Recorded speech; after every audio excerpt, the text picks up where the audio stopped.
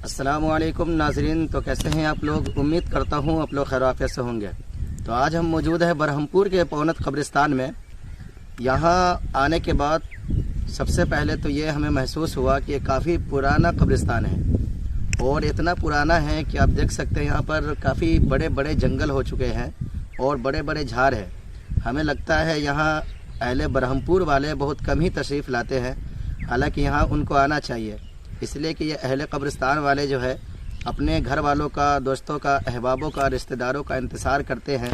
जिस तरीके से इंसान पानी में डूबता है और वो इंतज़ार करता है कि हमें कोई आकर बचा ले, इसी तरीके से कब्र वाले भी अपने रिश्तेदार, अहबाब, दोस्त का इंतज़ार करते हैं कि हमारे कब्र पर आकर वो कुरान की तिलावत पढ़े, फातिहा ख़वानी करे, ताकि हम अज़ाब कब्र से महफूज हो जाए। कुरान पाक का इरशाद है, अल्लाह रब्बुल इज़्ज़त इरशाद फरमाता है, कुल्लु नफ्सिन ज़ाइक़तुल मौत, हर जानदार को मौत का मज़ा चखना है। और याद रखें मुसलमानों, एक न एक दिन हमें भी इसी कब्रिस्तान में आना है और यहाँ दफन होना है। किसी शायर ने कहा था, हुए नामुबर बेनिशा कैसे कैसे, ज़मी खा गई आसमां कैसे कैसे।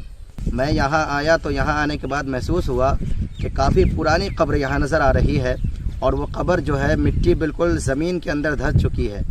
हमारी वीडियो अगर आप देख रहे हैं तो आपसे इल्तिजा करूँगा, आपसे गुजारिश करूँगा कि ख़ास कर हमारे बरहमपुर के पौनत में रहने वाले जो लोग हैं वो ख़ास कर अपने कब्रिस्तान में आकर यहाँ कब्रिस्तान वालों का हाल देखें, इसलिए कि यहाँ वही लोग लेटे हैं जो कभी आपको गोदी में उठाकर उछाला करते थे। यहाँ वही लोग लेटे हैं, घुमाया करते थे। यहाँ वही लोग लेटे हैं जो कभी आपके लिए रात दिन एक करके आपको परवरिश किया करते थे और आपको घुमाया करते थे, आपको तालीम दिया करते थे। आज यहाँ वही लोग लेटे हैं। किसी के दादा लेटे होंगे, किसी के परदादा लेटे होंगे, किसी की माँ लेटी होगी, किसी की बहन लेटी होगी, किसी का बाप लेटा होगा, किसी का भाई लेटा होगा।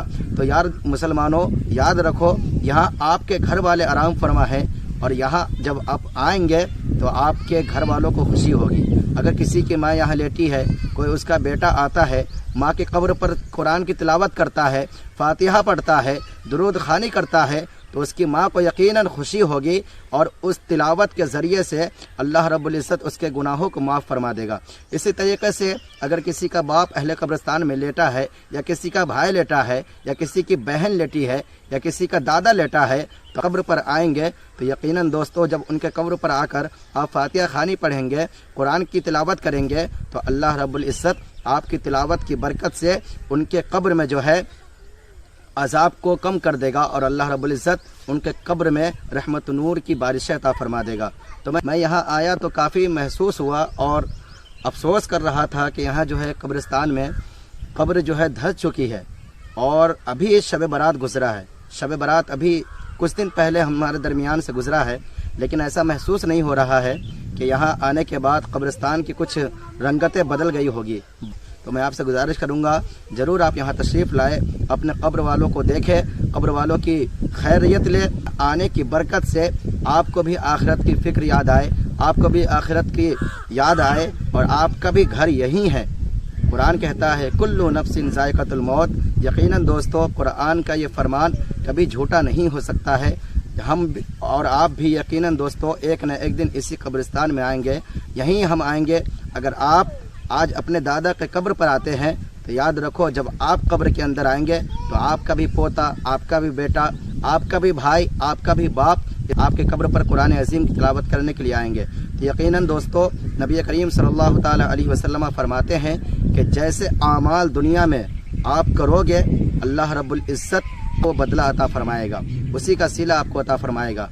तो आप अगर दुनिया से अच्छे काम करके जाओगे तो अल्लाह रब्बुल इज़्ज़त उसका बदला आपको कब्र में भी अता फरमाएगा, मैदान महशर में भी अता फरमाएगा।